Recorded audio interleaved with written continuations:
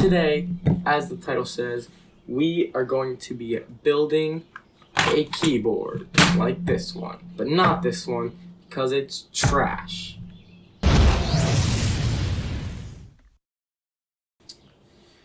Hello and welcome to the 5 people out there who are actually watching. Like I said, the attempt in this video is going to be to build a keyboard, essentially from scratch. However, unlike I said, this keyboard here isn't actually that bad. It types, it's glowy, it works pretty well, but it's a membrane keyboard. You can see, if I just take off this key here, you can see that rubber dome down there. That means it doesn't have the sweet mechanical keys of mechanical keyboards, and as every gamer knows, mechanical keyboards make you 50% better at literally everything you could possibly do on a computer. And if you've seen any of my other videos, you know I need that extra 50% very badly. So, what do we need to build a keyboard? Honestly, it's a lot of crap. This is all of the stuff that we are going to need to build the keyboard.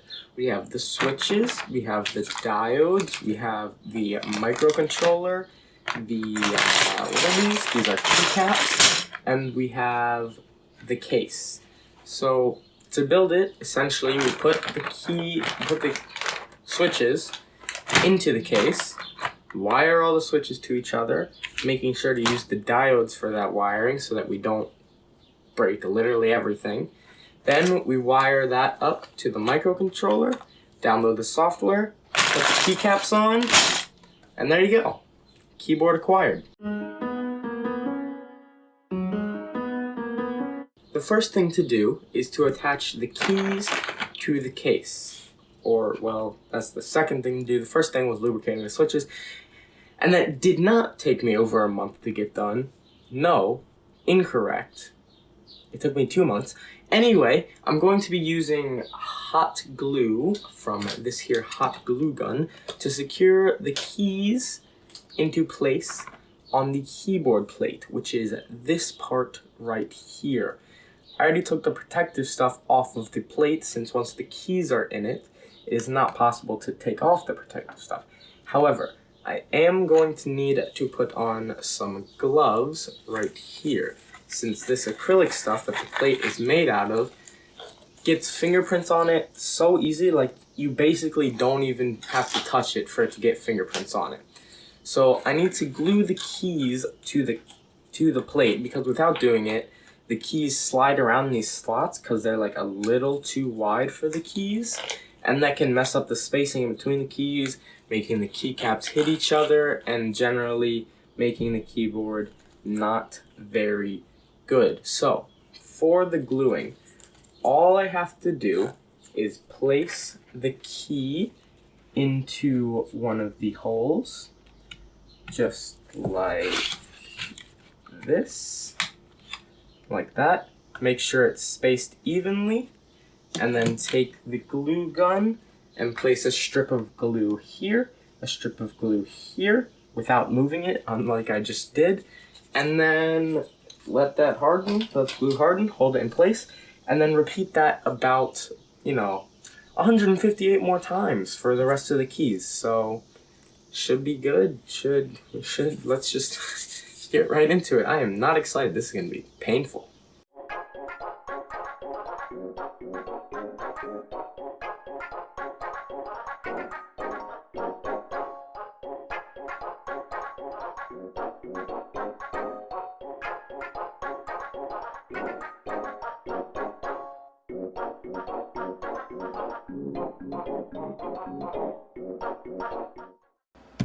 As you can see, we're at a new location. This location is the soldering table. Now that we've finished gluing in all the switches, we're ready to move on to the next step. The next step involves this thing right here, which is a diode. Diodes keep current flowing in only one direction, so it can only go from the top to the bottom, electricity that is. Alright, so this step involves taking this end of the diode, not the black end, and we bend it around into a loop. This one's going to be pretty bad, like that. Alright, you want it to be a pretty tight loop, not too big. You can take pliers if you need to, which I happen to have here, and you can squeeze it down. I have found that that works pretty well. I'm missing. There we go. And then you take this diode that you've just bent, and you can place it on the pin that you want to solder onto. And then you take your soldering iron or whatever you use to solder. I'm pretty sure it's only soldering irons, but you know, I'm not that smart. And imagine this is a soldering iron. You can just solder this on right here and then snip the end off. So you have to do that for each and every switch, but fortunately, I've already made the diodes. So let's just get into the making it, I guess, right? That's the next step? Yeah? Let's go.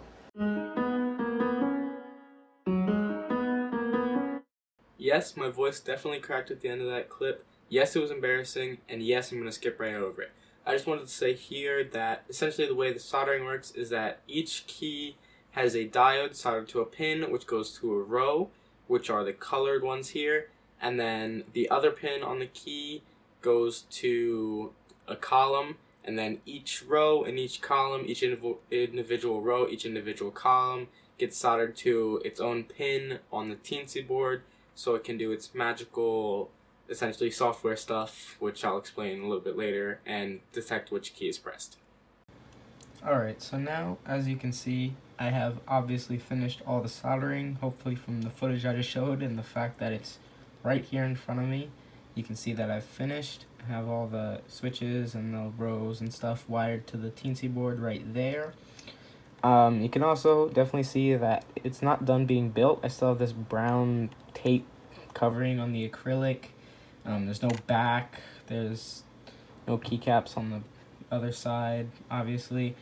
But I have it here right now because I want to flash the board and I want to test it. I want to make sure it works. Flashing the board just means putting the software on it so that it'll recognize that it's a keyboard. I have it wired to my computer really jankily by this cord here. You can see it's blinking, so it's all plugged in. So we just need to put the programming on it and make sure it works. So let's go to the computer.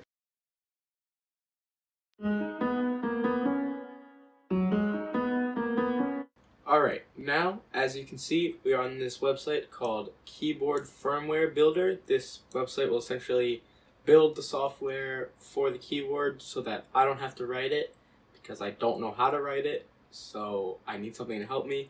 We're just going to go page by page, doing what we need to. This first one is to make the wiring here. You can see I've already imported the keyboard layout in here. The first step is to make sure the wiring here matches the wiring on the physical keyboard that I have. So I'm just going to speed run through that real quick.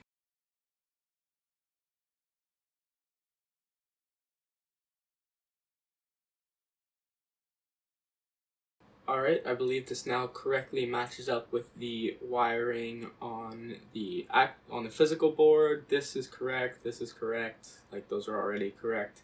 Next page is pins, and this states which pins on the board itself, which are the holes that you solder to, which pins go to which rows and which columns, numbered here, that was weird, numbered here and here. So just gotta make sure that's all correct. Slightly more annoying because I can't look at it as easily because my wiring is not great. It's very jumbled together, as you just saw. But I should be able to do this pretty quickly as well.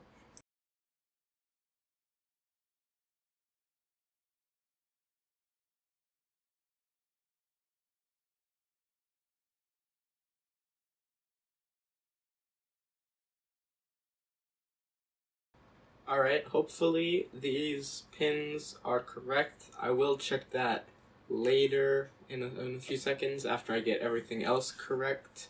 Don't have any of these keys, I believe, so they are all not applicable. Oh wait, those are for LED pins. Yeah, I don't have any of those. Not applicable. Let's see, AT Mega 32U4 TNC 2.0. Yep, that's exactly what I have. Alright, next is key map. This is pretty self-explanatory. You can flip that back. Flip is so that it looks like it does when I'm soldering, but we'll flip it back for the key map. Let's see, I think this one I know actually needs to be, do I know what this needs to be? I don't remember. This needs to be a special key, not space, but for now we'll leave it as space. Let's see, this looks good. Insert home, home end, insert delete, print screen. These should be the arrows, so I think it's secondary. Yeah, this is up, down, left, right. Alright, these are wrong. This is right shift, right control, right GUI, and right alt, just here. Otherwise, I think, let me just compare. Yeah, comparing to my normal keyboard, I think everything's correct. Keyboard Firmware Builder supports layers, so if you hold down a function key, so FN, it'll go to the next layer. So supposing I didn't have this layer of keys right here, I could press FN1 if I mapped it to, say, right GUI. I could press FN1 and press this. If I go to layer 2, change this to F1, and then if I pressed FN1 and then 1 on the keyboard, it would detect it as F1.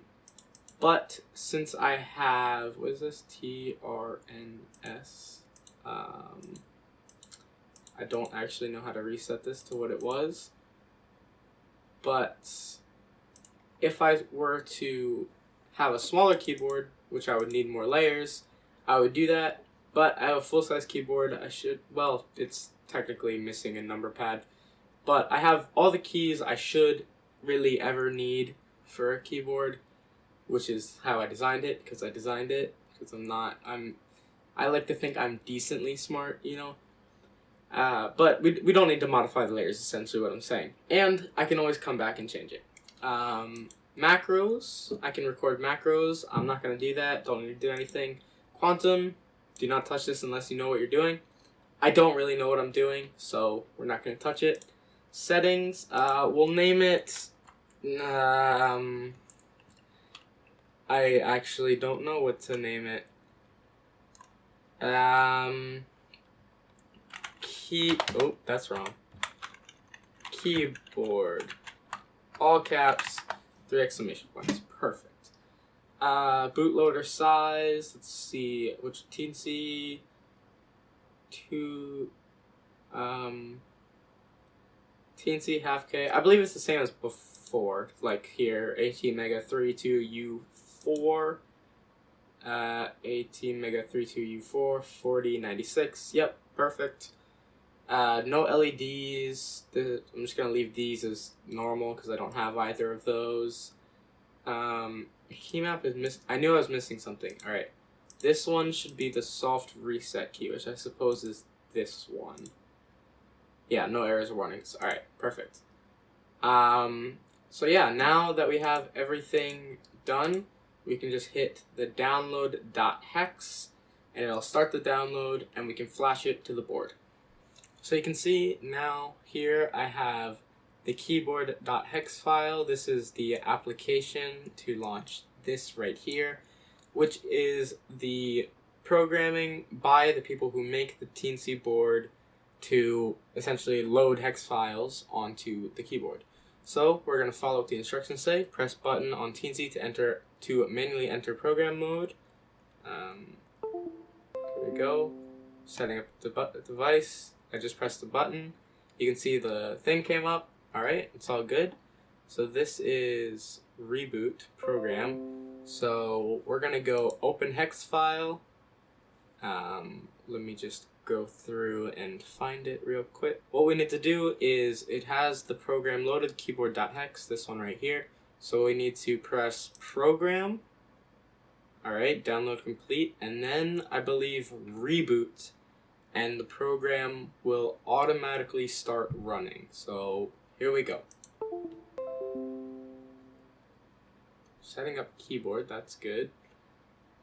The light on the teensy board came on. It's not blinking anymore like before. So let's go to a keyboard tester and see if it works, I guess. Alright, as you can see, I have it open in front of me, keyboard tester, definitely just online, I just googled one. We're going to be pressing keys, see what happens.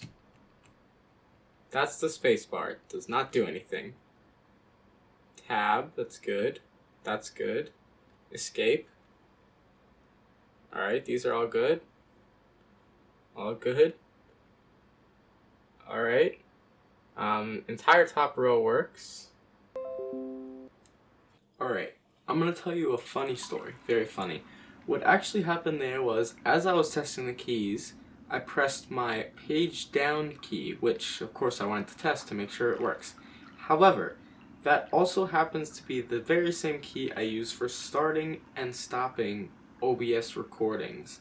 So when I pressed that, it actually ended the recording, meaning I don't have footage of testing the rest of the keys and showing that they worked. But I will tell you now that all the keys worked. Well, all the keys besides the spacebar and the backslash key, which I basically just said I had some ideas on how to fix. The spacebar key ended up being just an issue with the programming. The wiring was wrong when I set that up. I need to make sure to double check that next time if I ever do it again. But the backslash key was actually a soldering issue, so I had to go and resolder some of the joints there to make sure they worked.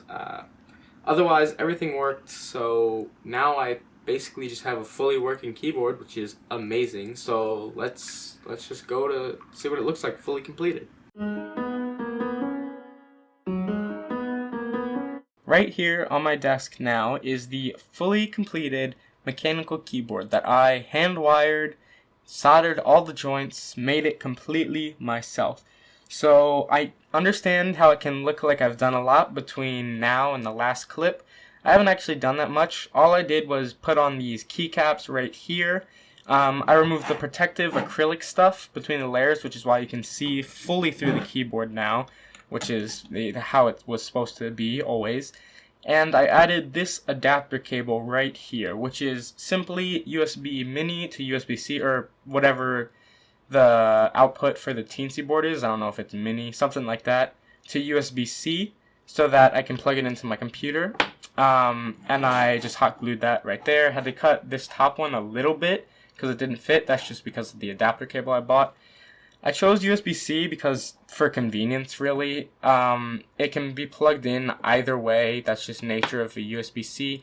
Most cables now are USB-C, so if I wanted to get, say, a fancy mechanical keyboard cable, it would work with this. And this way, when I plug it into my computer or unplug it, like I can do like easily right now, for example, I'm not going to because it's annoying, but it's easier than plugging directly into the board. I don't have to worry about breaking the soldering at all, breaking the wires. I don't have to worry about any of that. I can just plug it in right here and it works totally fine. So now I'm going to go over some things I've noticed while using it for like about a day. The major thing I've noticed is that because the switch plate, which is the board the switches are on, is acrylic, the board flexes a little bit, especially with the G, H, and J keys. They're right in the middle. You can see if I press it down, the keys around it move. You probably can't hear it in the video, but it does squeak a little bit, just right here rubbing against each other. So those things are mild inconvenience, really. I noticed it most when putting on the keycaps. You can see when you press down hard, it flexes a lot. But in daily use, you don't really notice it. Like, you don't press down that hard on keys when typing. You just press until the key hits the bottom, really, and it doesn't flex at all when you do just that. The bonus to acrylic is being able to see through it.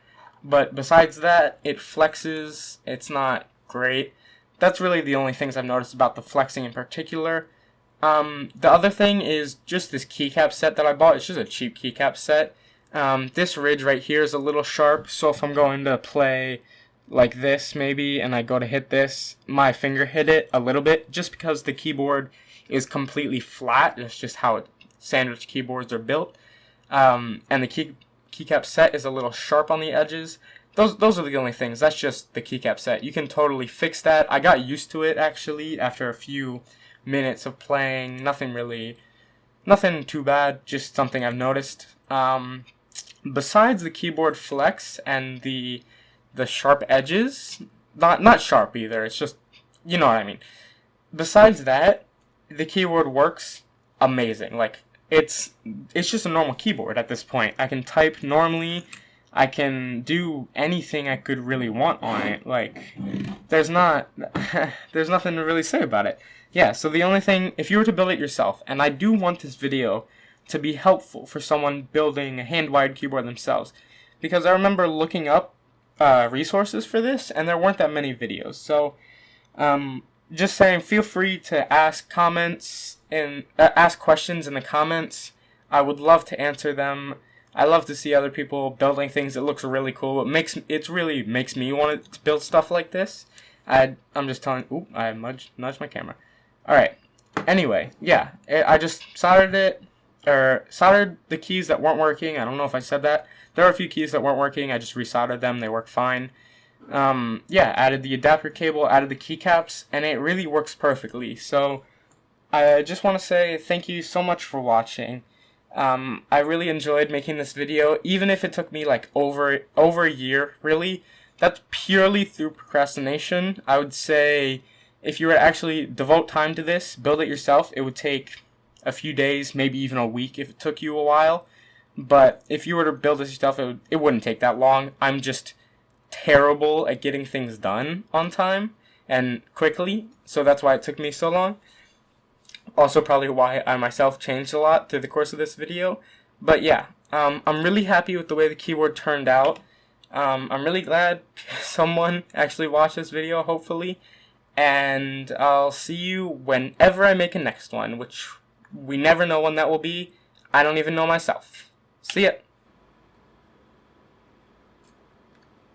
Alright, here I kind of want to just say some things that I didn't actually say in the recording video part itself. One, yeah, I kind of gave up on the quality of the video. You can tell, definitely, the video itself isn't great quality, the audio isn't amazing. For me, this project has been about, building a keyboard for myself, just having one that I built totally on my own. Not necessarily making a great video at it. Sorry about that, really. But yeah, if you do have any questions, because I know it wasn't totally clear, do ask me. Just post a comment. I know there's only like 3 people watching, so it's not going to be hard to read them all, I think.